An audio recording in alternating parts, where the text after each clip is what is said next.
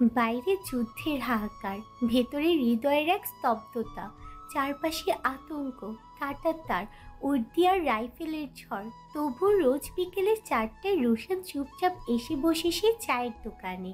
চা খাই, কিছু বলে না, তবে তার চোখে থাকে ভাষাহীন আশ্বাস, যেন বলে তুমি একা নও। কি অমায়িক, কি নিশ্চল, কি উদার এক প্রেম! হিয়ার চোখে জল এলো না, তবে চোখের ভেতরে ভিজে উঠল সময়। প্রকৃতির ভালোবাসার কোনো প্রকাশ্য চিঠি নয়, তা এক গোপন বাক্যকরণ, যার ব্যঞ্জনা শুধু অনুভব করা যায়, বলা যায় না। হিয়া মনে মনে বলল, এই কেমন প্রেম! না বলা না চাওয়া, তবু এতটা গভীর, এতটা নিঃস্বার্থ। চায়ের কাপের ধোয়ার ভেতর দিয়ে হয়তো প্রকৃতির রোজ রৌশানের ভালোবাসা দেখছিল। কোনো দাবি ছিল না, প্রতিশ্রুতিও না, শুধু এক অনন্ত উপস্থিতি। আর হিয়া সেই ডায়েরির হাতে বসে আছে, প্রতিটা শব্দ ছুঁয়ে ছুঁয়ে পড়ে যাচ্ছে এক অসমাপ্ত ভালোবাসার অলিখিত ইতিহাস। হিয়া ডায়েরির পাতাগুলো আস্তে আস্তে উল্টে চলছে। কালির গন্ধে ভিজে থাকা সেই পুরনো পাতাগুলোর ভাঁজে সময় শ্বাস লুকিয়ে আছে। এক একটা বাক্য যেন এক একটা নিঃশব্দ বিস্ফোরণ, মনের ভেতরে ছড়িয়ে দিচ্ছে হাহাকার, ভালোবাসা হারানোর ক্লান্ত আরতি। ডায়েরির শেষের দিকের পাতায় কালি কিছুটা ঘোলাটে, আলগা অক্ষর, স্পষ্ট হাতের লেখা, তবু শব্দগুলো যেন কান্নার মতো স্পষ্ট, ভাঙা গলায় লেখা, তবুও মনে হয় হৃদয়ের গহীন থেকে উঠে এসেছে। প্রকৃতি লিখেছে, নিজের সাথে যুদ্ধ ঘোষণা করেছি আজ। বাইরে বিস্ফোরণ যে আমার অন্তর চালিয়ে দিচ্ছে। ছোট কাকাবাবু মুক্তিযুদ্ধে যাওয়ার প্রস্তুতি নিচ্ছে। বাবা এতে নারাজ, সাত্ত্বিক মা হারা ছেলে। এখন যদি বাবাটারও যুদ্ধে কিছু হয়ে যায়, তবে কি হবে? এই চিন্তাই হয়তো বাবাকে আরো মগ্ন করেছে। বাবা সিদ্ধান্ত নিয়েছেন আমাদের সবাইকে নিয়ে চিরকালের মতো কলকাতায় চলে যাবেন, চিরতরে। সকালে দীপ্তি এসেছিল, ওর মাসিমণি ঠিকানা দিয়ে গেল। কাল ভোরের ট্রেনেই নাকি ওরাও কলকাতা ছুটবে। দেশের যা পরিস্থিতি, এতে মৃত্যু ছাড়া বাতাসে আর কোনো গন্ধ নেই। সে যাই হোক, আমি কিছুতেই যাব না। আমি কিছুই বলিনি প্রথমে, তবে ভিতরে ভিতরে একটা ঝড় উঠছিল। আমি বোঝাতে চেয়েছিলাম, বুঝিয়েছিলাম, আমি এই শহরটাকে ছেড়ে কোথাও যেতে চাই না। আমি ঠিক পালাইনি, মুক্তি চাইছি। রুশানের কাছে পালিয়ে যায়নি। আমি সুখ আর স্থায়িত্ব খুঁজতে গিয়েছিলাম সন্ধ্যায়। মাসুমকে ওদের আড্ডার জায়গায় পেয়েছিলাম বলে ঠিকানা খোঁজা সহজ হলো। কিন্তু আমার জীবনটা কি এত সহজ? রুশান মুক্তিযুদ্ধে যাচ্ছে, যাবে। এই দেশকে স্বাধীন কে করবে যদি ওরা না যায়? আমি চাই কাকাবাবু যুদ্ধে যাক, দেশ মাকে নিয়ে আসুক। আমরা কি দেশে ভাড়াটিয়া নাকি? আমি রুশানকে শুধু বলেছি আমাকে নিয়ে পালিয়ে চলো, কিন্তু রুশান মুক্তিযুদ্ধে যাচ্ছে, আরেক বীরের সাথে আমি পালাতে বরাবরই প্রস্তুত। কিন্তু এবার বীরের জন্য অপেক্ষার পালা। আমি খুব শান্তভাবে ফিরে এসেছি, কিন্তু ঘটনা কি এত শান্ত ছিল? ফেরার পথে বাবা আর বড়দা ভাই দেখে নেন। তারা ভেবেছিলেন আমি পালিয়ে কিংবা পালানোর চেষ্টা করছি, আর তাই গৃহবন্দী থেকেও বড় কারাবন্দিতে পরিণতি হলো। আমি কারাবন্দী হয়ে সমগ্র জীবন কাটিয়ে দিতে পারি, কিন্তু তারপরেও কিছুতে আমি এ দেশ ছেড়ে যাব না। আমি জানি একবার রুশানকে ছেড়ে এই দেশ ছেড়ে যদি আমাকে যেতে হয়, আমার কাছে ফেরার কোনো রাস্তা থাকবে না। আমি এখানেই থাকবো, এখানেই। শেষ। এরপর কথায় এর পরের পৃষ্ঠা। কেন কেউ ছিঁড়েছে এমন নিঃসঙ্গভাবে? কে এতটা সাহস করলো এই কাহিনীর কফিন বন্ধ করতে? হিয়ার চোখ ছলছল করছে। ডায়েরির পাতা নয়, ঠিক নিজের বুকের উপর কান্না জমে উঠেছে। প্রকৃতিকে কি সত্যি জোর করে কলকাতায় নিয়ে যাওয়া হয়েছিল, নাকি সে থেকেছিল এই শহরের কোনো গোপন জানালার পাশে, রোশানের ফেরার আশায়? প্রশ্নের দাবানলে পুড়ে যাচ্ছে হিয়া, তার দম বন্ধ হয়ে আসছে। গৃহবন্ধিনী প্রকৃতি নয়, গৃহবন্ধিনী হয়ে উঠেছে হিয়া নিজেই। প্রকৃতি হারিয়ে যাওয়ার পৃষ্ঠাগুলো যেন তার নিজের শ্বাস কেড়ে নিচ্ছে। ডায়েরির অক্ষরে শুধু ইতিহাস নয়, ভেঙে পড়া এক নারীর আত্মদহন, এক ভালোবাসার অনন্ত প্রতীক্ষা, এক যুগের নিষ্ঠুর জবাব। এই ডায়েরি এখন শুধু প্রকৃতির নয়, এটা হিয়ারও হয়ে গেছে। হিয়ার নিঃশ্বাস বন্ধ হয়ে আসছে। ঘরটা হঠাৎ করে চার দেওয়ালে বন্দি এক ধোঁয়াটে বিষ। ডায়েরিটা তার বুকের উপর যেন পাথরের মতো চেপে বসেছে। ও আর সহ্য করতে পারল না, দৌড়ে বেরিয়ে গেল ঘর থেকে। সিঁড়ি ভাঙতে ভাঙতে ওর মনে হচ্ছিল প্রতিটা ধাপ যেন সময়ের বিপরীত স্রোতে ঠেলে নিয়ে যাচ্ছে ওকে। যেখানে প্রকৃতির রুশান যুদ্ধ আর এক হাহাকার এখনো বেঁচে আছে। ও ছাদে উঠে এলো। গা ছমছমে হাওয়া বইছে। চাঁদের আলো ছড়িয়ে পড়েছে সাদা ফসফস ফ্লোরে। আর সেখানেই কিনারায় দাঁড়িয়ে তুর্য, এক হাতে সিগারেট, অন্য হাতে স্তব্ধতা। ধোয়ার সরল রেখা চাঁদের দিকে ছুঁড়ে দিচ্ছে বারবার। হিয়া দাঁড়িয়ে রইল। কি আর সূর্যকে অপ্রত্যাশিত লাগলো না, তবে তাও হিয়া দাঁড়িয়ে গেল। তুর্য তাকালো ওর দিকে, দৃষ্টিতে কোনো চমক নেই, যেন স্বাভাবিক সব। তবুও কিছু বলল না। হিয়া পিছনে ফিরতে চাইল, চোখ সরিয়ে পা বাড়ালো। ছাদে স্টেজকে চলে যাওয়ার জন্য? তুর্যর কণ্ঠ শীতল কিন্তু গম্ভীর। কথাটা হিয়াকে পেরেকের মতো বিঁধে দেয়। না তুর্য ভাই, আপনি এখানে তাই আর কি। গলার স্বর কাঁপে, মুখটা ঘুরিয়ে নেয় চাঁদের আলোয়। তুর্য ভালো করে তাকিয়ে নিল হিয়ার চোখের দিকে। তুই কাঁদছিস? হিয়ার বুক যেন ধক করে ওঠে। না, ঠিক না। শব্দগুলো বাতাসেই হারিয়ে যায়। তুর্য ইশারায় ওকে ডাকের কাছে। হিয়া ধীর পায়ে এগিয়ে যায়, যেন কোনো মন্ত্রে বাধা পড়েছে। তোর কি আমার সাথে কথা বলতে মানা? তুর্যর স্বরে অভিমান নেই, আছে একটা সরল প্রশ্ন। হিয়া এবার প্রতি উত্তর করল না, চুপচাপ দাঁড়িয়ে রইল। আজকের তুর্যের যেন প্রথমবারের মতো দেখছে। কোনো খোলস নেই, কোনো মুখোশ নেই, শুধু ধোয়ার মাঝে দাঁড়িয়ে থাকা একটা রক্ত মাংসের মানুষ। তুর্য সিগারেটটা শেষ করে পায়ে পিষে নিল। বল শুনি, তোর কান্নাকাটির কারণ কি? ছ্যাঁকা খেয়েছিস নাকি কোনো ছেলে ঘটিত অন্য কাহিনী? হিয়া চোখগুলো বড় বড় করে তুর্যর দিকে তাকিয়ে পড়ল। হিয়া যে তুর্যকে চেনে, তার মুখে তো এত কথা কখনো ছিল না। সে তো ছিল শান্ত নদী। হিয়া চোখ সরিয়ে বলল, কেন, ছ্যাঁকা খাওয়া ছাড়া কি মানুষের মনে দুঃখে থাকতে নেই? তুর্য এবার সত্যি হাসলো। সেই হাসি যেন কুয়াশার ভেতর দিয়ে আসা কোনো পুরনো বিকেলের মতো। হিয়া অবাক হলো। তুর্য হাসতেও জানে। তারপর আবার নীরবতা। হিয়ার ছোট্ট মস্তিষ্ক বারবার প্রকৃতিকে সমাধান করতে ব্যর্থ হচ্ছে। এই ব্যর্থতা ওর নিজের, নাকি পরিস্থিতি ওকে বারবার ব্যর্থ করছে? হিয়া কিছুক্ষণ চুপচাপ দাঁড়িয়ে থাকলো। ছাদের হাওয়ায় যেন একটু থেমে গিয়েছে, কিন্তু ওর ভেতরটা ঠিকই ঝড়ের মতো তোলপাল করছে। হঠাৎ বুকের ভেতর জমে থাকা কথাগুলো আর আটকে রাখতে পারল না। তুর্য ভাই, ওর গলা এবার নিঃসংকোচ স্থির। আপনার কি মনে হয় প্রকৃতি বড় দাদাকে কেন ছেড়ে গিয়েছিল? হঠাৎ কোথায় গায়েব হয়ে গেল? কেউ কেন কিছু জানে না? তুর্য মাথা ঘোরায় না, যেন আগেই আজ করেছিল প্রশ্নটা। কিছুটা বিরক্ত, কিছুটা ক্লান্ত স্বরে বলে উঠল, আবার প্রকৃতি? তোদের এই প্রকৃতি আর রুশান শুনতে শুনতে আমি পুরো পেকে গেছি। ঘরে ঢুকলেই কেউ নাকি টপিক টেনে আনে। 50 থেকে 52 বছর আগের এই চরিত্রটাকে গিয়ে দেখ। বাচ্চা কাচ্চা নাতি নাতনি নিয়ে দিব্যি সুখে সংসার করছে, আর বড় দাদা দেবদাস হয়ে বসে আছে। আর তোরও পেয়েছিস একটা গল্প, সেটা নিয়ে সারাদিন চর্চা।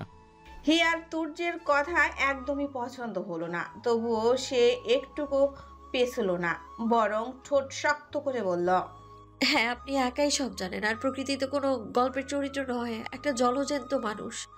আপনি জানেন আলিফার পিউ গতদিন চিলেকোঠায় প্রকৃতির ডায়েরি পেয়েছে?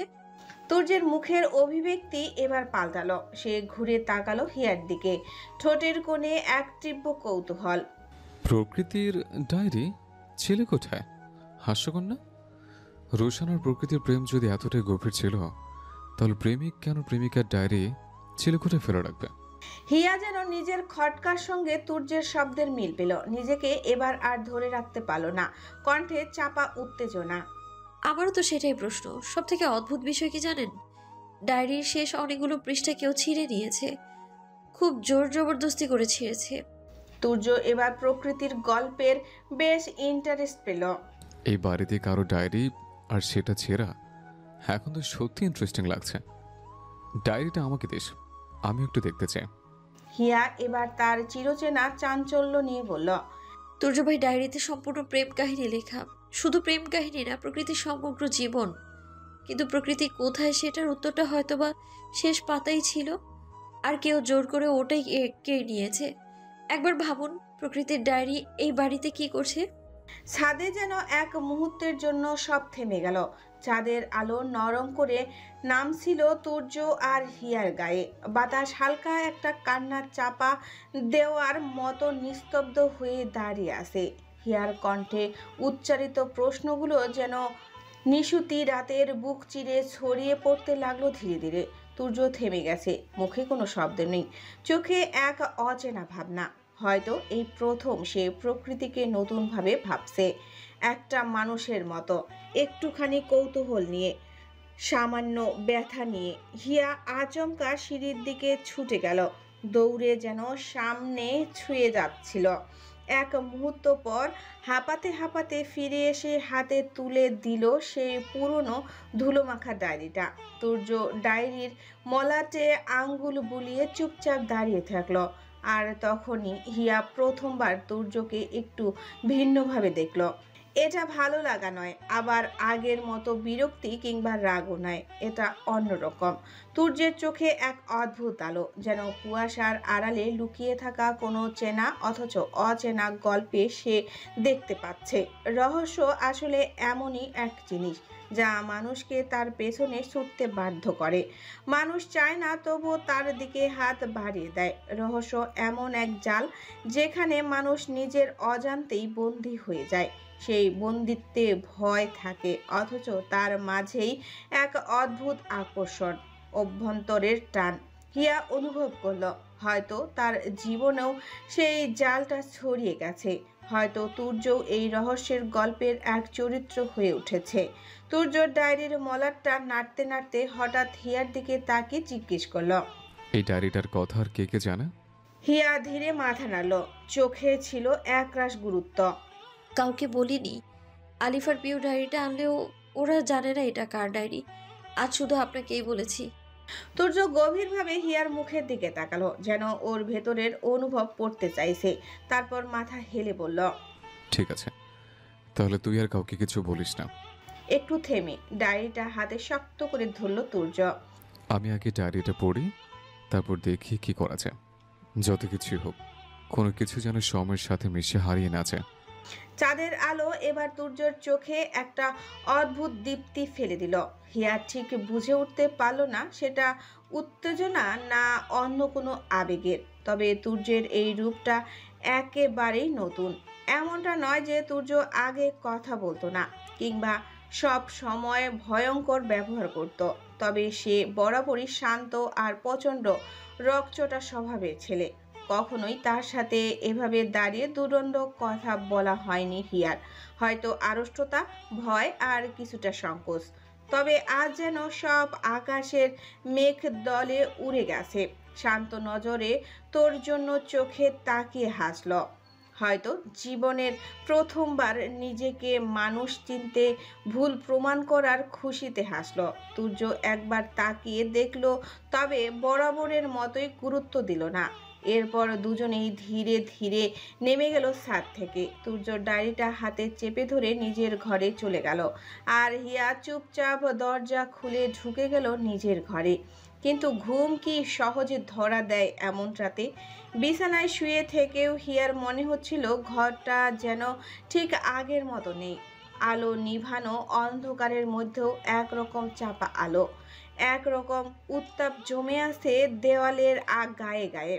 প্রকৃতির ডায়েরির শেষ পাতাগুলো ছেঁড়া দাগ যেন চোখের সামনে ভেসে উঠছে বারবার, যেন কোনো চিঠি অপঠিত থেকে গেল।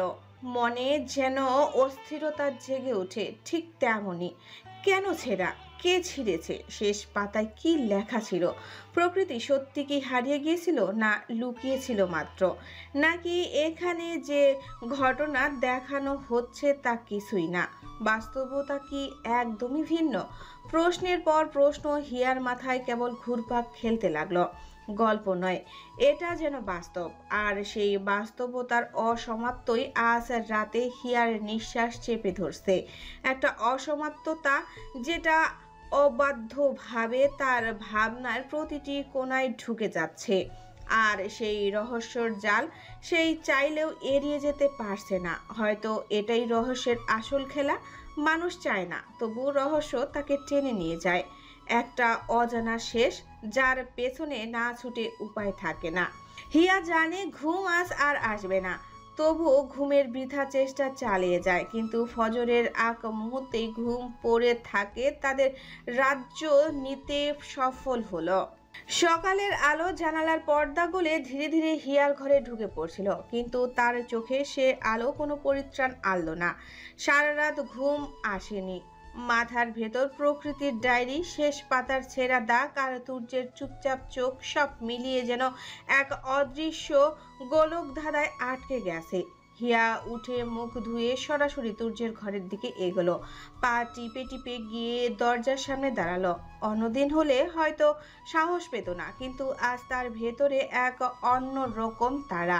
সে জানতে চায় সূর্য কি কিছু বুঝেছে, তার চোখ কি ডায়েরিতে অন্য কিছু খুঁজে পেয়েছে যা সে খুঁজে পায়নি। সূর্যের ঘরের সামনে দাঁড়িয়ে হিয়া হালকা করে দরজায় কড়া নাড়ার সাহস পেল না, বরং শুরু করলো নিঃশব্দে হাঁটাহাঁটি। পাঁচবার একই জায়গায় গিয়ে হেঁটে গেছে।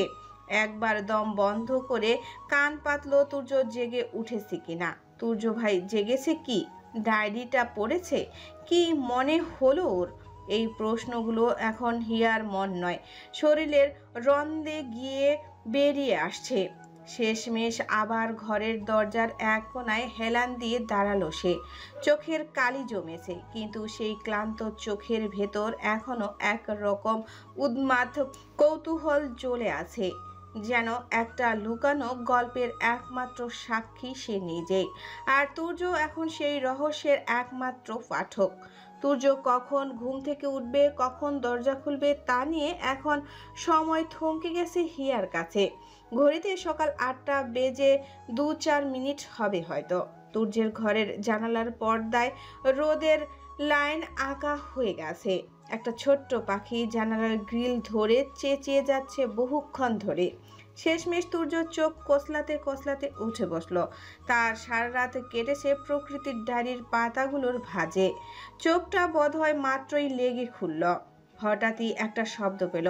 দরজার বাহিরে যেন কেউ হেরে যাচ্ছে। কিঞ্চিত কৌতূহলে দরজার সিটকিনি খুলে হালকা করে ঠেলতেই সামনে এক অদ্ভুত দৃশ্য। দরজার একদম গায়ের কাছে দাঁড়িয়ে আছে হিয়া, একদম চুপচাপ, দুহাত জোর করা, চোখে ক্লান্তির ছায়া, আর তবুও সেই চোখে একটা কৌতূহলের দীপ্ত। সূর্য খানিকটা চমকে গেল। তুই দরজার সামনে? সূর্যের সাথে ভেতরের ঘরে বসে থাকা আলিফও চোখ গোল করে তাকিয়ে রইল। ওর মুখে প্রায় একটা বিস্ময়ের হুঙ্কার আস্তে আস্তে আটকে গেল। হিয়া মুহূর্তেই নিজেকে ধরে ফেলল। সে তো ভাবেইনি সূর্য এমন হঠাৎ দরজা খুলে দিবে। অপ্রস্তুত হেসে ফেলল সে, একটা বোকা বোকা চাপা হাসি। চোখ নিচু করে ফিসফিসিয়ে বলল, ওই আমি মানে বুঝতেই পারছেন ডায়েরিটা। তার কথাগুলো যেন বাতাসে মিলিয়ে গেল। সূর্য একবার তাকালো, তারপর ঠোঁটের কোণে হালকা হাসি। প্রথমবারের মতো হিয়ার এই অসহায় অবস্থাটা তাকে মজাও লাগলো, কেমন যেন আপনও। ভেতর থেকে আলিফ বলল, ভাই, হিয়া আপির আজ আর ঘুম হয় নাই মনে হয়। সূর্য হেসে বলল, তাই তো দেখছি, ভালোই তো ঘটনা। হিয়া আরো কাঁদো কাঁদো মুখ করে দাঁড়িয়ে থাকলো। সূর্য হিয়ার মুখের দিকে তাকিয়ে কিছুক্ষণ চুপ করে রইল, তারপর হালকা গলায় বলল, আলিফ, একটু বাইরে যেত, আমি একটু কথা বলি হিয়ার সঙ্গে। আলিফ মুস্কি হেসে বলল, আচ্ছা ভাই, বুঝে গেছি, আমি গেলাম। মনে মনে খুব খুশি আলিফ, তা তার চোখেই দৃশ্যমান। তবে সে ঠিক কি বুঝছে তা হিয়া আর সূর্য কারোই বোধগম্য হলো না। আলিফ বেরিয়ে যাওয়ার পর মুহূর্ত আবার হিয়ার দিকে তাকালো। এক কাপ চা আনবি? বসে একটু ভালো করে বলি সব। হিয়া সঙ্গে সঙ্গে মাথা নেড়ে চলে গেল রান্নাঘরের দিকে। চায়ের কাপ হাতে ফিরতে ফিরতে তার বুকের ভেতর যেন হালকা কাঁপুনি। এই প্রথম তুর্য তাকে নিশ্চে কিছু করতে বলেছে। এমন যত্ন করে তুর্যর জন্য চা বানানো একদমই অপ্রত্যাশিত। তারপরও সে খুব খুশি মনে চাটা বানিয়েছে। তুর্য চা নিয়ে এক চুমুক দিয়ে বলল, আমি ডায়েরিটা কাল সারা রাত ধরে পড়েছি, খুব ভালো করে। পাতায় পাতায় শব্দগুলো লেখা না, একটা দম বন্ধ করা সত্যি।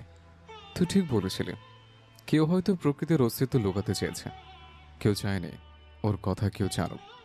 ডায়েরির শেষ পাতাগুলো ছেঁড়া, সেটা ইচ্ছাকৃত মনে হয়। তুর্য এবার হিয়ার চোখের দিকে সরাসরি তাকিয়ে বলল, আজ একবার কৌশলে বড় দাদাকে জিজ্ঞেস করবি তো? জাস্ট জানতে চাইবি যে প্রকৃতি যে ডায়েরি লিখত সেটা উনি জানতেন কিনা। উনি কিছু বললে আমি বুঝতে পারবো কতটা জানে বা লুকাচ্ছে। হিয়া কাঁপা গলায় বলল, আমি চেষ্টা করব, কিন্তু যদি উনি কিছু আজ করেন?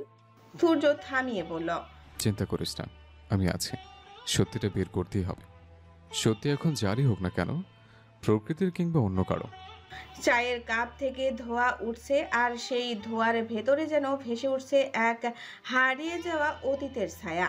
বিকেলের দিকে এক রকম সাহস জুগিয়ে হিয়া ধীরে ধীরে হেঁটে গেল বাড়ির ছাদে, যেখানে বিকেল হলেই বেশিরভাগ সময় আব্দুল রুশান মোহাম্মদ বসে থাকেন, একটা বই আর চা হাতে, নিঃশব্দে তাকিয়ে থাকেন অজানা কোনো দূরত্বে। তার চেহারায় সব সময় একটা চাপা ভাব, যেন চোখের ভেতর কিছু পুরনো দিনের ছবি আটকে আছে। হিয়া গিয়ে সামনের চেয়ারে বসে, বেশ স্বাভাবিকভাবে বলল, এই জায়গাটাতে শান্তি আছে, তাই না বড় দাদা? আব্দুল রুশান মুহাম্মদ তার অমায়িক হাসিটা দিয়ে বললেন, শান্তি মনের মধ্যেই থাকে হিয়া। পরিবেশ পরিস্থিতি শান্তি এনে দিতে পারে না যদি মন শূন্য হয়। হিয়ার জমানো সাহসটা যেন দমে গেল, তবে তার উদ্দেশ্য দমল না। বড় দাদা, প্রকৃতি কেমন ছিল? আব্দুল রুশান মুহাম্মদ একটু তাকালেন, তারপর হালকা হাসলেন। ও ছিল খুব শান্তশিষ্ট, তবে কথায় চঞ্চল, ছোটোখাটো কথা বলতো, কিন্তু খুব গভীর চিন্তায় করতো মেয়েটা। কদম তোর মতোই বই পাগল ছিল, রবীন্দ্রনাথের খুব বড় ভক্ত ছিল। এমন কোনো ঔপন্যাসিক হয়তোবা বাদ পড়েনি যার বই ওর আঙুলে ছোঁয়ায়নি। হিয়া ধীরে ধীরে এগিয়ে গেল মূল প্রসঙ্গে। উনি কি লিখতেনও, মানে ডায়েরি বা কবিতা বা কিছু একটা? রুশান মুহাম্মদ কপাল কুঁচকে তাকালেন। ডায়েরি না তো, এমন কিছু শুনিনি, তবে বেশ সুন্দর গাইতো। তানপুরার হাত অমায়িক ছিল। হিয়া গলায় দ্বিধা লুকিয়ে বলল, ওহ, তাহলে লিখতো না? আব্দুল রুশান মুহাম্মদ একদম গম্ভীর হয়ে গেলেন। হয়তো লিখতো, কিন্তু আমাকে কখনো বলেনি। আর তেমন কিছু থাকলে এতদিনে নিশ্চয়ই জানতে পারতাম। একটা থেমে থাকা দম যেন চেপে বসলো তার গলায়। হিয়া আর কিছু বলল না, ধীরে ধীরে নিচে নেমে এলো। মনে হচ্ছিল কথা শেষ হয়নি, শুধু চাপা পড়ে গেছে। কিছু সময় পেরিয়ে তুর্যর ঘরে বসে হিয়া সবটা খুলে বলল। তুর্য মাথা নেড়ে বলল, মানে সবচেয়ে কাছের মানুষই জানে না যে প্রকৃতি ডায়েরি লিখত? এটা কি আদৌ সম্ভব?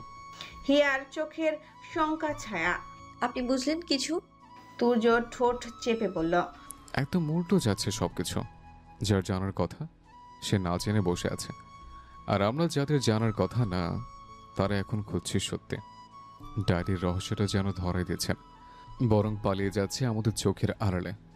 দুজনেই চুপ করে বসে থাকলো কিছুক্ষণ। চোখের সামনে খোলা ডায়েরির ছেঁড়া পাতাগুলোর মতোই সবকিছু এলোমেলো ছড়িয়ে ছিটিয়ে আছে। এখন সবকিছু যেন আরো গলায় গিয়ে গাথা। সারা বিকেল, সন্ধ্যা, রাতের অনেকাংশ দরজা বন্ধ করে ডায়েরির পাতাগুলো আরো একবার পড়ল তুর্য। আগের মতো আর পড়ে যাওয়ার নয়, এবার সে প্রতিটা শব্দ বিশ্লেষণ করছে। শব্দের নিচে চাপা থাকা মানে বুঝতে চাইছে। প্রকৃতি কেবল অনুভব নয়, সে লিখেছে তার জীবনের সাথে জড়িত কিছু নাম, ঠিকানা। তুর্য এসব টুকে নিতে লাগলো একখানা নোটপ্যাডে। রাতটা নেমে আসতেই সে ছাদের দিকে গেল। একটা চাপা উত্তেজনা মাথার মধ্যে গুনগুন করে বাজছে। তুর্য একবার শুধু ডেকে এসেছিল হিয়াকে, কিছুক্ষণ পর হিয়াও ছাদে এলো। জ্যোৎস্নার আলোতে আজকের রাতটা যেন ঠিক আগের রাতের মতোই আবার রহস্যময়। তুর্য মুখ না ঘুরিয়ে বলে উঠল, ডায়েরিটা আবারও খুঁজলাম, তবে কোনো সংকেত নেই। বোধহয় যা ছিল সব শেষ পাতায়, আর সেইগুলোই কেউ জোর করে মুছতে ছিঁড়ে নিয়েছে। হিয়া চুপচাপ শুনছিল। তুর্য ধীরে ধীরে মুখ ঘুরিয়ে হিয়ার দিকে তাকালো। হিয়া চোখ বড় হয়ে যায়। আমার মনে হয় এই ডায়েরিটা বড় দাদাকে দেখানো উচিত। এখানে এমন কিছু নেই যা তার থেকে লুকানো দরকার, বরং মনে হচ্ছে কেউ ইচ্ছে করেই এটা বাড়ির কারো নজর থেকে সরিয়ে রেখেছিল। হতেই পারে বড় দাদার নজর থেকে লুকানোর চেষ্টা করেছে কেউ। হিয়ার চোখ বড় হয়ে যায়। আপনি নিশ্চিত? না, কিন্তু সত্যি জানার একমাত্র রাস্তা এটাকেই সামনে আনা।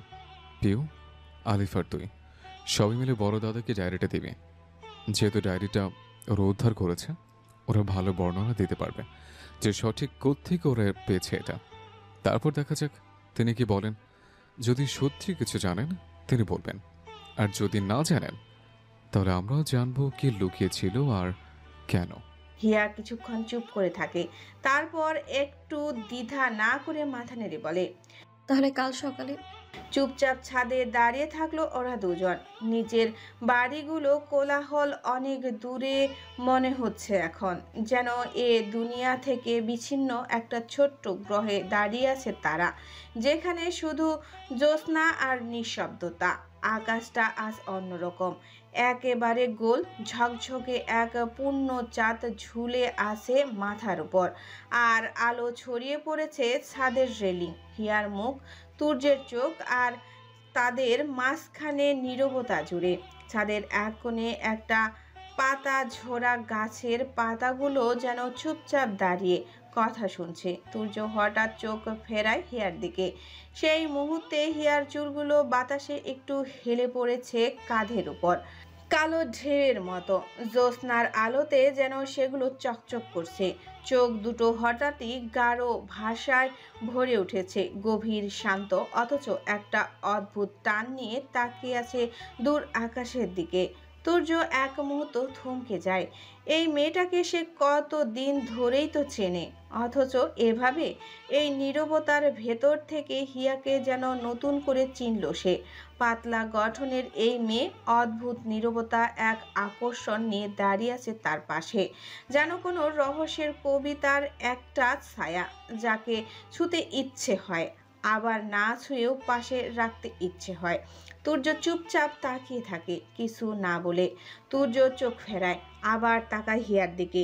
এই নীরবতায় কোনো কথা নেই, তবু যেন সব কথার চেয়ে বেশি কিছু আছে।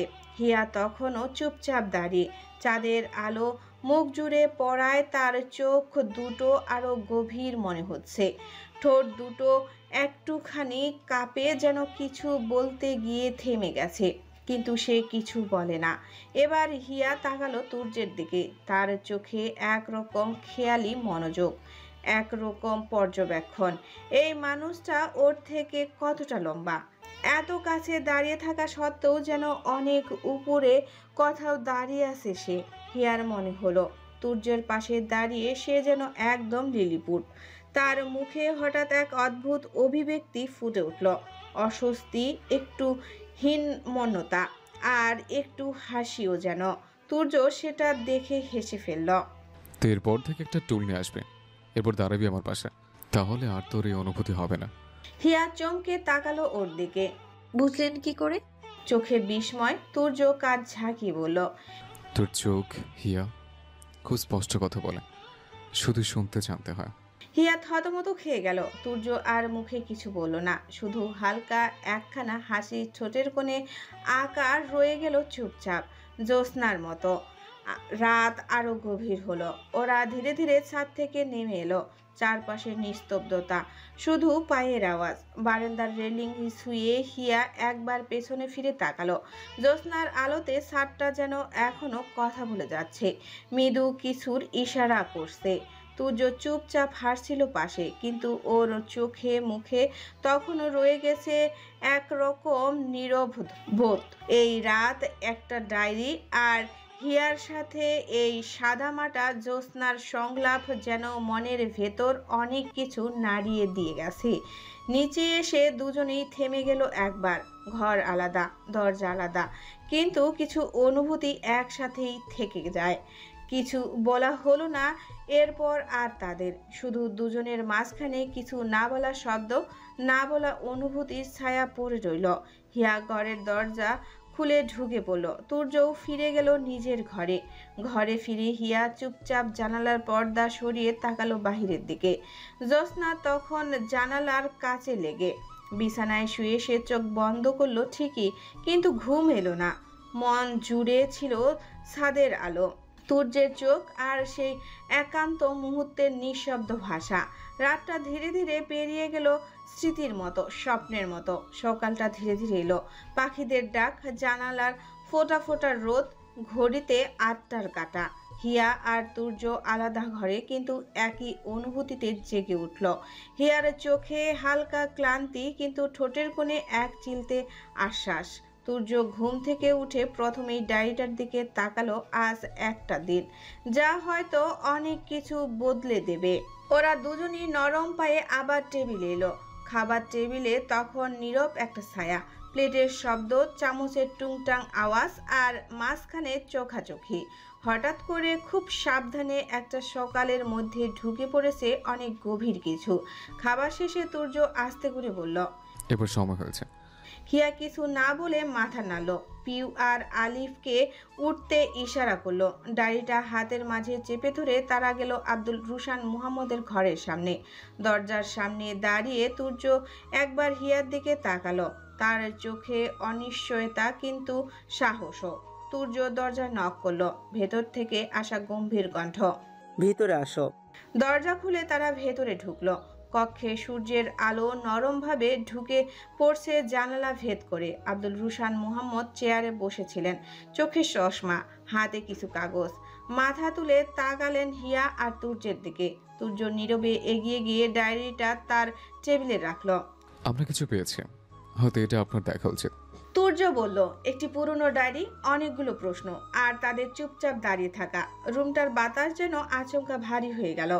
এখন শুধু সময়ই বলে দিবে এই ডায়েরির সত্যি কি গোপন করে রেখেছে আর কার কাছ থেকে। আব্দুল রুশান মুহাম্মদ ডায়েরিটার উপর তাকিয়ে ছিলেন কিছুক্ষণ নিঃশব্দে। চোখের চশমাটা একটু নামিয়ে আনলেন। ঘরের প্রতিটি মানুষ অনুভব করলো ঘরের বাতাস কেমন থেমে গেছে যেন। ডায়েরির পাতাগুলো এখনো কেউ উল্টায়নি, কিন্তু কেমন একটা অদৃশ্য ঝড় যেন ঘূর্ণায়মান, একটা পুরনো স্মৃতির ঘূর্ণিঝড়। ধীরে ধীরে তিনি ডায়েরিটা তার কাপা হাতে নিলেন। ডায়েরির প্রথম পাতা খুললেন। চোখের সামনে আসতে লাগলো সেই পরিচিত হস্তাক্ষর। খুব যত্নে, খুব ভালোবাসায় লেখা প্রতিটি বাক্য যেন সরাসরি হৃদয়ে আঘাত করলো তাকে। প্রথম পৃষ্ঠায় প্রকৃতির নাম দেখেই হঠাৎ করে আব্দুল রুশান মুহাম্মদের বুক কেঁপে উঠল। মুখটা থমথমে, চোখের নিচে এক মুহূর্তেই ছায়া নেমে এলো। ঠোঁট কাঁপতে শুরু করলো, যেন হাজার শব্দ আটকে আছে, কিন্তু বের হতে পারছে না। এই হাতেই লেখা। তিনি কাঁপা গলায় বললেন, এই তো ওরই। তার গলাটা একদম ভারী হয়ে এলো। চোখ দুটো জলের কাছে ঝাপসা হয়ে গেল। আমি জানতাম না ও ডায়েরি লিখতো। তিনি ফিসফিস করে বললেন, প্রকৃতি, ও তো সব কথাই নিজের মধ্যেই রাখতো। এই ডায়েরি, এটাই তো আমার কাছে এই বাড়িতেই কিভাবে। হিয়া আর তুর্য দুজনেই নিঃশব্দে দাঁড়িয়ে আছে। এই মানুষটার মুখের যন্ত্রণা কেমন ছুঁয়ে যাচ্ছিল ওদের বুকের ভেতরও। পিউ আর আলিফ বেশ শঙ্কিত, নিশ্চুপ। আব্দুল রুশান মুহাম্মদ ডায়েরিটা 2 হাত দিয়ে বুকে চেপে ধরলেন। তার গলাটা এবার ভেঙে এলো।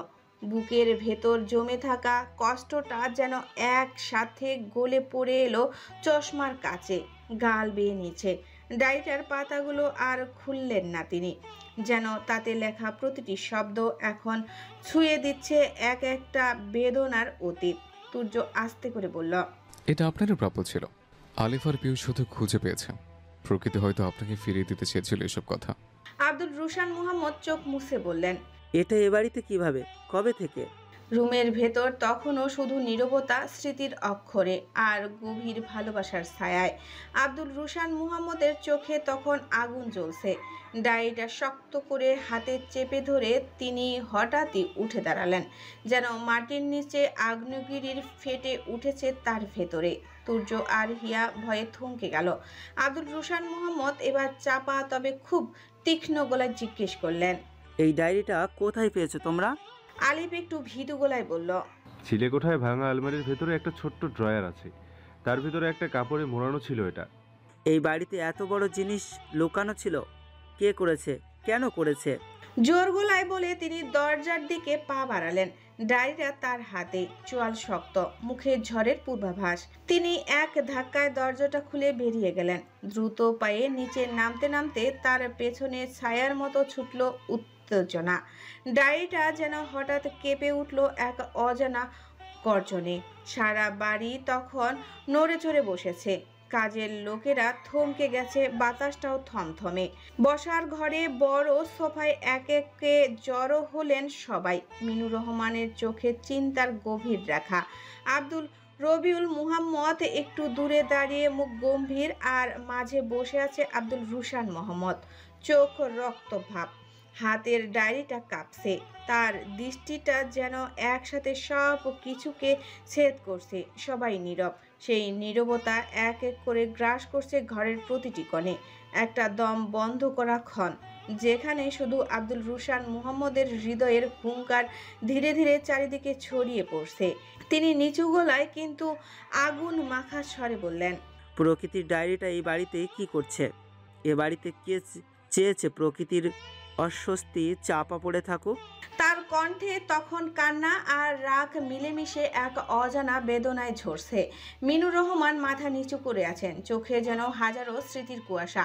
আব্দুল রবিউল মুহাম্মদ চোখ সরিয়ে নিলেন। অস্বস্তি আর সংকোচে এক নিঃশব্দ ভাষা তার চোখে।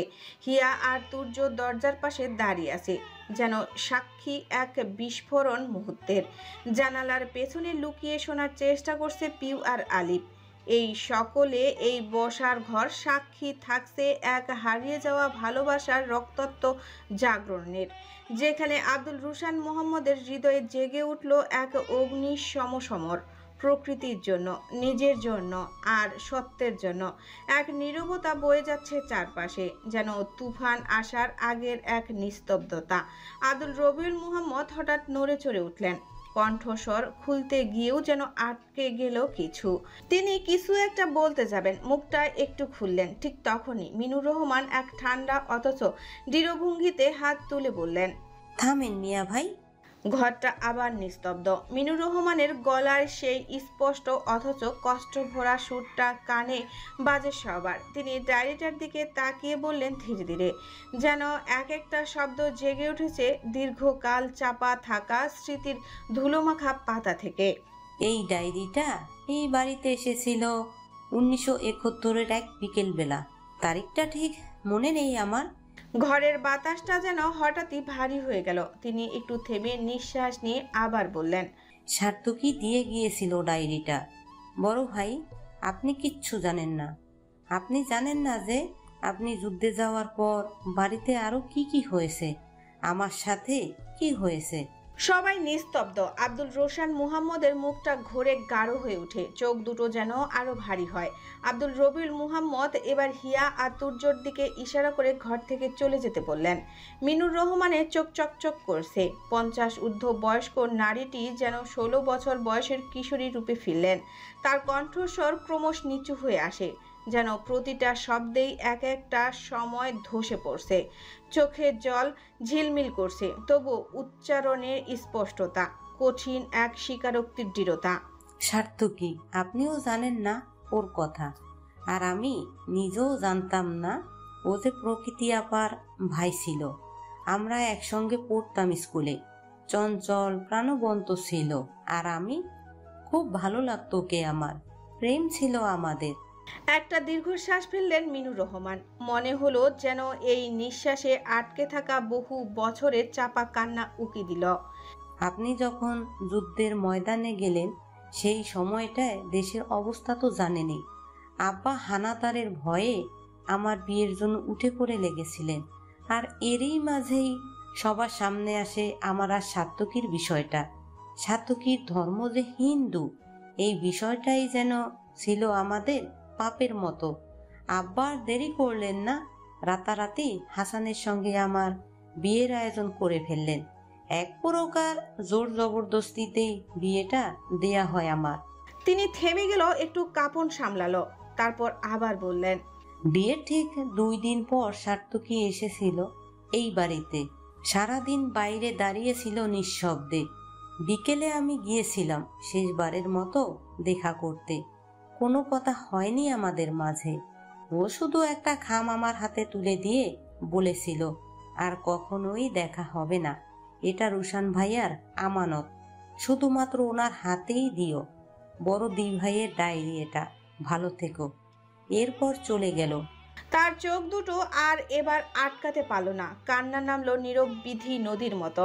ডায়েরিটার কথা আমি কাউকে বলি নাই। আমি শুধু সার্থকীর হাত থেকে ডায়েরিটা নিয়ে ঘরের টেবিলের উপর রেখেছিলাম। এরপর দাদি আম্মা ডেকেছিল, শুধু শুনে এসেছিলাম। 5 থেকে 6 মিনিটের একটা বিরতি। এর মাঝেই ডায়েরিটা কিভাবে যেন গায়েব হয়ে গেল। সারা বাড়ি আমি তন্ন তন্ন করে খুঁজেছি, কোথাও পাইনি। আমি কি বলতাম এই ডায়েরির কথা? আপনাকে বড় ভাই বলেন আপনি। আমি হারাই নাই ডায়েরিটা, যেন নিচ থেকে গায়েব হয়ে গেছে। কে সরিয়েছিল আমি জানি না এখন অবধি। ঘর জুড়ে নেমে আসে ঘন নিস্তব্ধতা। বাতাস থমকে দাঁড়ায়, যেন শব্দ কারো অসম্মান। আব্দুল রুশান মুহাম্মদ ধীরে ধীরে ডায়েরির দিকে তাকান। চোখের ভেতর জমে থাকা সমস্ত অতীত আজ যেন ধুয়ে দিতে চায় সেই এক টুকরো খাতা। তার মুখ গাঢ় ছায়ায় ঢাকা, চোখ দুটো লালচে হয়ে উঠেছে। মনে হচ্ছে 70 দশকের না বলা কথারা যেন আজ একযোগে ধেয়ে এসেছে তার হৃদয়ের দরজায়, কাঁপিয়ে তুলছে ভেতরের সমস্ত দেওয়াল। ঘর জুড়ে নেমে আসে এক অচেনা নীরবতা, নরম অথচ ভারী, যেন বাতাসের গায়েও কেউ শোক জড়িয়ে দিয়েছে। আব্দুল রুশান মোহাম্মদ কোনো শব্দ করেন না। তার দৃষ্টি তখনও ডায়েরির পাতায় আটকে আছে, সেই কালো হরফগুলোয়, যেগুলো যেন এক একটা আগ্নেয়গিরির মতো বিস্ফোরিত হচ্ছে বুকের ভেতর। চোখ দুটো ক্রমশ লালচে, কিন্তু অশ্রু নেই, শুধুই জ্বলন্ত নিস্তব্ধতা। তিনি ধীরে ধীরে উঠে দাঁড়ান, কাউকে না তাকিয়ে, কিছু না বলে ঘর থেকে বেরিয়ে যান। পায়ের শব্দটুকু যেন চেপে আসে সেই গুমোট নীরবতার ভিতর। তার পদক্ষেপ মিলিয়ে যায় দূরের করিডরে। পেছনে কেবল নিঃশব্দে ফেলে যান জমাট এক শোক। শোকের নাম হয়তো অপূরণ, হয়তো প্রতীক্ষা, কিংবা না বলা ভালোবাসা। ঘরের ভেতর মিনুর রহমান বসে আছেন নিথর হয়ে, চোখে তখনও জল ঝুলে আছে, ঠোঁটের কোণা কেঁপে উঠছে। হঠাৎ করে এক চির ধরা নিঃশ্বাসে তার ভেতরটা ফেটে যায়। কান্নাটা এবার বেরিয়ে আসে থেমে থেমে, নিস্তব্ধ কান্না, অথচ প্রতিধ্বনি হয় চারিদিকে, যেন হৃদয়ের সব পাথর ফুঁড়ে বেরিয়ে আসে এক জীবনের দাহ। আব্দুল রবিউল মুহাম্মদ চোখ নিচু করে বসে থাকেন, কোথাও তাকাতে পারেন না। কোনো শব্দ নেই, কেবল এক অনুচ্ছাচ্ছি ইতিহাস ঘরের চার দেওয়ালে ঘুরে বেড়াচ্ছে। ডায়েরির পাতার গন্ধে ভিজে যাচ্ছে বাতাস। ঘরের বাইরে 4টা মানুষও যেন জমে গেছে সত্যের মুখোমুখি দাঁড়িয়ে। হয়তো গল্পের এই মোড়টা বেশ অনাকাঙ্ক্ষিত, অগ্রাহ্য। ডায়েরির এ বাড়িতে আসার রহস্য ভেদ হলো, তবে শেষ পাতায় কি ছিল যা এভাবে ছেঁড়া হয়েছে, যা গোপন করতে চাওয়া হয়েছে? প্রকৃতি চাইতো রুশান এই ডায়েরিটা পড়ুক, আর ঠিক একই সময় অন্য কেউ চাইতো যে রুশান এই ডায়েরিটা না পড়ুক। যেই ডায়েরিটা মিনুর রহমানের থেকে গায়েব করুক না কেন, সে তো সমগ্র ডায়েরিটা ধ্বংস করতে পারত। তবে কেন শুধু শেষ পাতাগুলোই এভাবে অদৃশ্য করেছে, সমগ্র ডায়েরিটা নয় কেন? গল্পটা যেন হঠাৎই অন্য গন্তব্যে বাঁক নিল। এতদিন যা নিছক পুরনো স্মৃতির ধুলোয় ঢাকা ছিল, সেটা এখন ঝড় তুলছে বাস্তবের ভেতরে। ডায়েরির চুপ থাকা ভাষা হঠাৎ করে বিস্ফোরিত সত্য রূপ নিল। সেই সত্য যেন ভালোবাসা আছে, তেমনি আছে অপ্রকাশ, অসমাপ্ততা আর অসম্ভব একটা যন্ত্রণা। তুর্য এতক্ষণ চুপ করে শুনছিল, কিন্তু এবার তার ভেতরে কি যেন এক নতুন কিছু জন্ম নিল, এক অদ্ভুত আকর্ষণ, শুধু এই বাড়ির মানুষগুলোর প্রতি নয়, এই ইতিহাসের প্রতি, এই না বলা কাহিনীর প্রতি। তুর্য হিয়ার দিকে তাকালেও তার কেমন অদ্ভুত এক নিয়মে মনে হয় এই মেয়েটি হয়তো ঠিক তার মতো করেই অনুভব করছে এই গল্পের মোড়ানো বাস্তবতাকে। আব্দুল রুশান মুহাম্মদের অপ্রাপ্তি হয়তো তাদেরকে ঘিরে ধরল। দিনটা কেমন এক ব্যর্থতার বোঝা দিয়ে গেল। বাড়ির সবাই নিশ্চুপ, কারো সাথে কারো তেমন কথাবার্তা নেই, যেন চুপচাপ নীরবতার আন্দোলন চলছে। আব্দুল রুশান মুহাম্মদ তখন সে বসার ঘর থেকে উঠে গিয়ে নিজের ঘরের দৌড় দিলেন। তার আর দেখা মেলেনি সারা দিনে। একটা নিঃশব্দ ভয়ঙ্কর ছমছমে রাত অতিক্রম হলো। সকালের আলো জানালা ভেদ করে ধীরে ধীরে ছুঁয়ে যায় তুর্যের চোখের পাতায়। সমগ্র বাড়ি তখনও ঘুমিয়ে। তুর্য চুপচাপ উঠে পড়ে। তীব্র কৌতূহল আর এক ধরনের নীরব উন্মাদনা তাকে টেনে নিয়ে যায় আব্দুল রুশান মুহাম্মদের পুরনো বিশ্ববিদ্যালয়ের দিকে। সে চায় না আজ কেউ সঙ্গে থাকুক, আজ সে একা থাকতে চায়, এই গল্পের গভীরে ডুবে থাকতে। তুর্য খুব সন্তর্পণে বাড়ি থেকে বেরিয়ে যায়, কাউকে না জানিয়ে। সকালের নরম আলো তার শরীর ছুঁয়ে যাচ্ছে আর সে ধীর পায়ে এগোচ্ছে। তার মস্তিষ্ক কি আব্দুল রুশান মুহাম্মদের যন্ত্রণা নিজের করে নিয়েছে? কেন করলো এসব? তো তার কাছে নিছকই ছেলে মানুষই মনে হতো। প্রেমের প্রতি তার বিতৃষ্ণা নেই, তবে এত গভীর ভরসাও নেই। কেন জানি বরাবরই আব্দুল রুশান মুহাম্মদের এই প্রেমের গল্প তার কাছে অত্যাধিক বাড়াবাড়ি মনে হতো। তবে আজ কেন সেই বাড়াবাড়িতে সে নিজেই সায় দিচ্ছে? এসব উদ্ভট ভাবনা তুর্যকে বিরক্ত করলো, তবে থামাতে পারল না। বিশ্ববিদ্যালয় চত্বরে পা রাখতেই যেন সময় থেমে গেল। এখানে পুরনো গন্ধ আছে, তবে তার এই চত্বরের প্রতি আকর্ষণ নেই। সেখানে এসেছে অন্য ঘটনার আকর্ষণে। তুর্য হাঁটতে হাঁটতে একটা কোণে গিয়ে থেমে গেল। সকালটা বেশ ভারী, তবে ল্যাম্পপোস্টটা এই সকালেও পরিপূর্ণ। তুর্য তার ফোনটা বের করলো। ফোনের নোটপ্যাডে টোকা আছে বেশ কিছু নাম।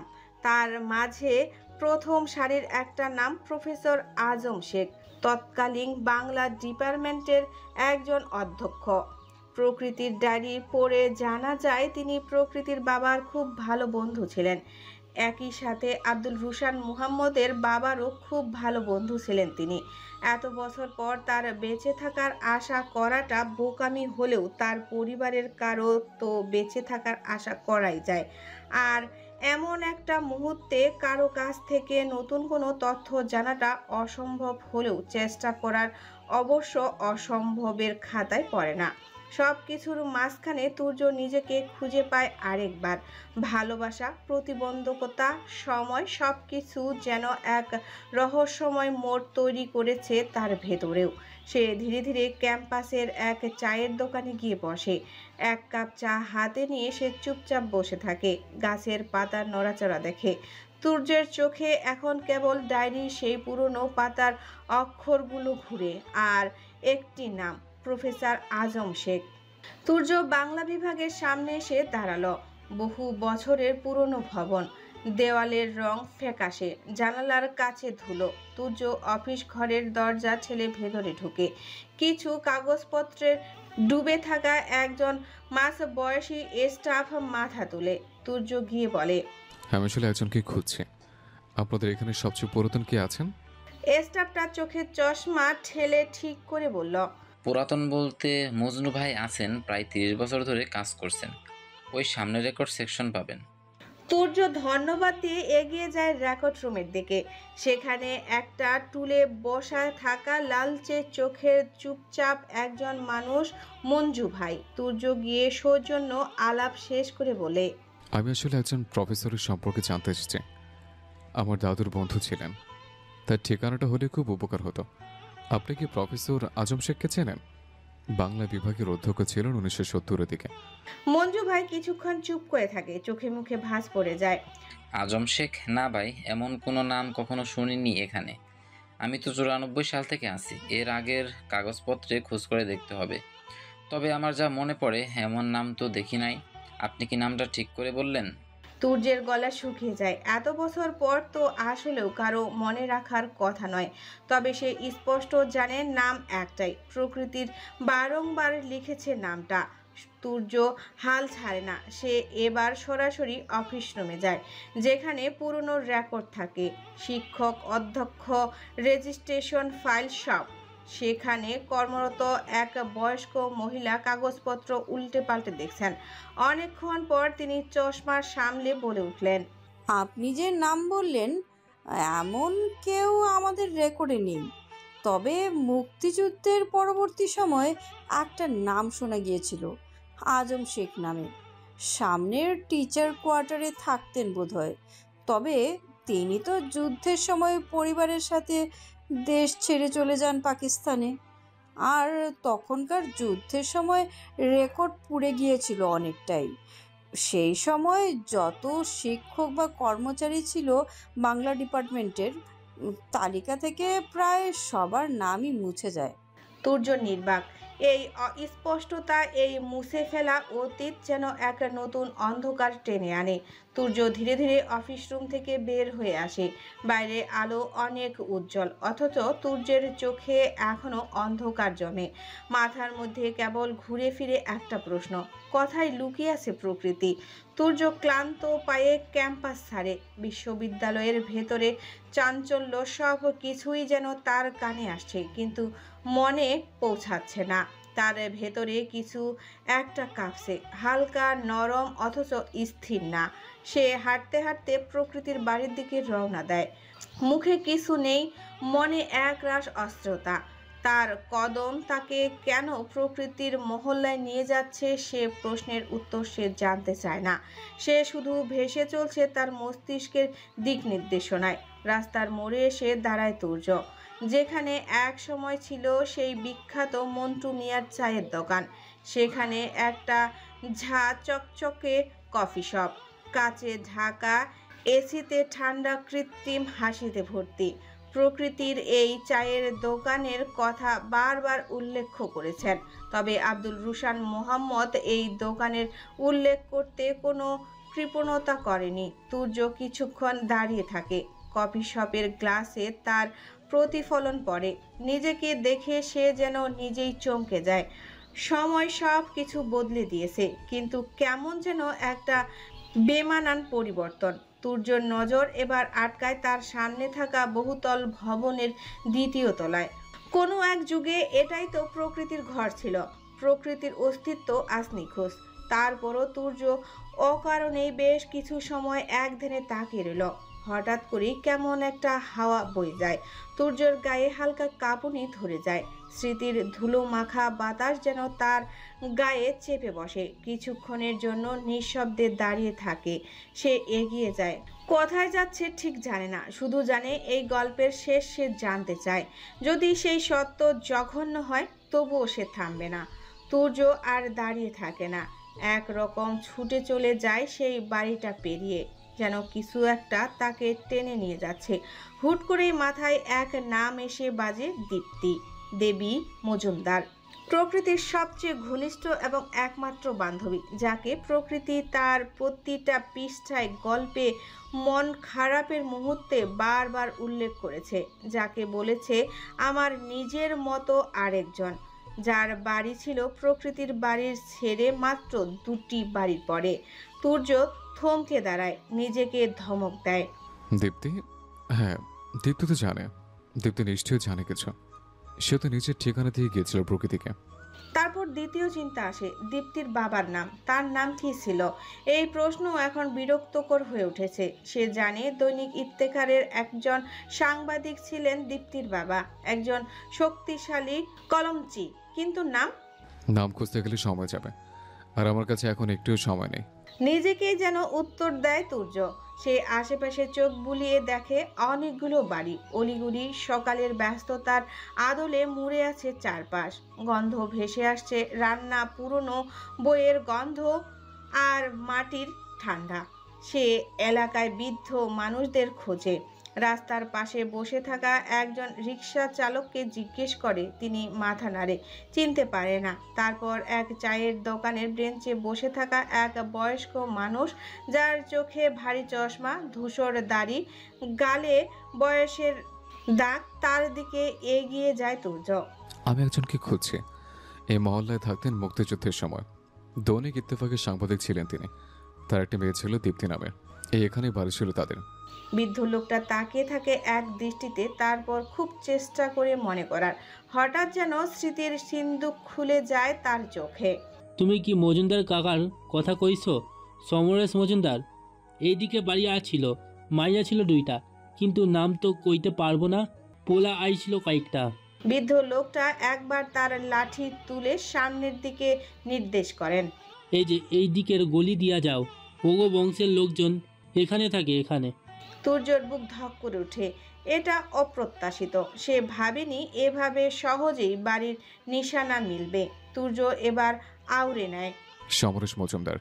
তুর্য ধন্যবাদ জানিয়ে বৃদ্ধ লোকটির কাছ থেকে বিদায় নেয়, কিন্তু ভেতরে যেন এক অদৃশ্য ঢেউ চলছে। সমরেশ মজুমদার, এই নামটা তার ভেতর চাপ ফেলে দেয়, যেন পুরনো কোনো দরজা খুলে যাচ্ছে এক নতুন উত্তরের খোঁজে। সে লোকটার দেখিয়ে দেওয়া বাড়িটার সামনে এসে দাঁড়ায়। বাড়িটা একদম জরাজীর্ণ নয়, মাঝারি সাইজের। সিমসাম ছাদে একটা পুরনো টিভি এন্টেনার এখনো দাঁড়িয়ে আছে, যা একসময় পুরো পাড়ায় বিরাট কিছু ছিল। তবে আহামরি আধুনিক কিছু নয়, তবু চোখে লাগে এক ধরনের নীরব সৌন্দর্য। দরজার পাশে একটা নামফলক, রং মুছে গেছে অনেকটাই। তুর্য একটু নিজেকে গুছিয়ে নেয়, বুকটা টেনে ভরে নেয় হাওয়ায়, তারপর ধীরে ধীরে দরজায় টোকা দেয়। কিছুক্ষণ পরই দরজাটা খুলে যায়। একটা 14 থেকে 15 বছরের মেয়ে মুখ বাড়ায়, পরনে সালোয়ার কামিজ, হাতে একটা বই ধরা। তার চোখে একটু কৌতূহল, সামান্য দ্বিধা। আমি কি বাড়ির বড় কারোর সাথে কথা বলতে পারি? একটু কথা ছিল। তুর্য বিনীত ভাবে বলল। মেয়েটির চোখ মেলে একটু দেখে, তারপর বলে, মাকে ডাকছি। সে ঘরের ভেতরে হারিয়ে যায়। কিছুক্ষণ পর বেরিয়ে আসে এক নারী, 40 পেরোনো বয়স, পরনে লাল সুতি শাড়ি, মাথা ভর্তি সিঁদুর, চেহারায় এক অমায়িক মায়া, চোখে বুঝে শুনে কথা বলার অভ্যাসের ছাপ। আপনি? নারী কৌতূহলী চোখে তাকায়। তুর্য সামান্য ইতস্তত করে, তারপর বলে, আমি তুর্য। দীপ্তি রানী মজুমদার নামের একজনের খোঁজে এসছে। উনি এবারের এক সময়কার বাসিন্দা ছিলেন, সমরেশ মজুমদারের মেয়ে। নারীটি একটু মনে করার চেষ্টা করেন। এর চোখের পাতায় চমক খেলে যায়। দীপ্তি পিসিমা। একটা নরম হাসি আসে মুখে, যেন অনেক নিজের পরিচিত নাম। তিনি আমার পিসি শাশুড়ি হন। এখানে তো পাবেন না তাকে বাবা, তিনি তো চাঁদপুর থাকেন তার বড় ছেলের সাথে। অবশ্য এখন খুবই অসুস্থ, তিনি হাঁটা চলা করতে পারেন না তেমন। শুনেছি কিছুদিন আগে হাসপাতালেও নিতে হয়েছিল। তুর্যের চোখ গম্ভীর হয়ে আসে। আমি কি তার ছেলের মোবাইল নাম্বারটা পেতে পারি? খুব জরুরি, ওনার সঙ্গে যোগাযোগ করতে হবে। নারীটি তুর্যের আকুলতা দেখে স্মিত হাসেন, তারপর মাথা নাড়েন। দিচ্ছি, একটু দাঁড়াও। তিনি ঘরের ভেতরে চলে যান আর ফিরে আসেন একটি ছোট ছেঁড়া নোটবুকে লেখা একটা নাম্বার হাতে করে। এই যে নাম্বারটা ওনার ছেলে দিবনন্দুর, ফোন দিলেই ধরবে। তুর্য নাম্বারটা নিতে নিতে বলে, আপনাকে অনেক ধন্যবাদ, এটা সত্যিই খুব দরকার ছিল। নারী হালকা মাথা নাড়েন। আশা করি আপনি যেটার খোঁজে এসেছেন সেটা পেয়ে যাবেন। তুর্য চুপচাপ মাথা নাড়ে। তার ভেতরে একরকম অদ্ভুত অনুভূতি, ভয় আর আশার মধ্যকার টানাপোড়েন। তার সামনে আরেকটা দরজা, আরেকটা ফোন কল, যা হয়তো তাকে প্রকৃতির খুব কাছাকাছি নিয়েও যেতে পারে। তুর্য ফিরছে নিজের বাসায়, পা ভারী হয়ে এসেছে, মনেও একরকম নরম উত্তাপ, কিন্তু চোখে অস্থিরতা। মাথার ভেতর ঘুরছে তার পরবর্তী পদক্ষেপ। বাড়িতে ঢুকতেই যেন একটা অদ্ভুত নীরবতা তাকে ঢেকে ফেলে। প্রতিটি দেওয়াল নিঃশব্দ, যেন সব কিছু কানে আসছে, তবু অর্থহীন। সকাল থেকে মিনুর রহমান খাবার হাতে আব্দুল রুশান মোহাম্মদের ঘরে আসছেন। কি নিয়ে কথা হচ্ছে সেটা বোঝার উপায় নেই। তুর্য সেদিকে মনোযোগ না দিয়ে সোজা নিজের ঘরে যায়। দরজা বন্ধ করে মোবাইলটা বের করে। দ্বিধা থাকলেও সে এক মুহূর্তে আর দেরি করে না, নাম্বারটি টাইপ করে ফেলে। দিব্যবিন্দু রায়। দূর থেকে ফোন বেজে যাওয়ার শব্দ আসে। তুর্যের বুকের মাঝে ঢেউ তুলে। কয়েকবার রিং হওয়ার পর ওপাশ থেকে একটা ভারী কণ্ঠ ভেসে আসে। হ্যালো। তুর্য গলার স্বর স্বাভাবিক রেখে বলে, আমি তুর্য বলছি, ঢাকা থেকে। আপনি আমাকে চিনবেন না, আপনি দীপ্তি দেবী মজুমদারের ছেলে তো? ওপাশে কণ্ঠস্বর স্পষ্ট। জি, আমি দিব্যেন্দু বলছি। আপনি আমার মাকে চেনেন? তুর্য নিজের মনে কথা একবার সাজিয়ে নেয়, তারপর বলে, আমি আপনার মায়ের বিশ্ববিদ্যালয়ের বন্ধু আব্দুর রুশান মোহাম্মদের নাতি বলছি। আসলে বড় দাদার থেকে আপনার মায়ের ব্যাপারে জেনেছি। আপনার মা প্রকৃতি সাহার বান্ধবী ছিলেন। আমি আসলে আপনার মায়ের সঙ্গে একটু দেখা করতে চাই, একটু কথা বলতে চাই। এটা কি কোনোভাবে সম্ভব হবে? ওপাশের কণ্ঠ হালকা নিস্তব্ধ হয়, তারপর উষ্ণতা নিয়ে ফিরে আসে।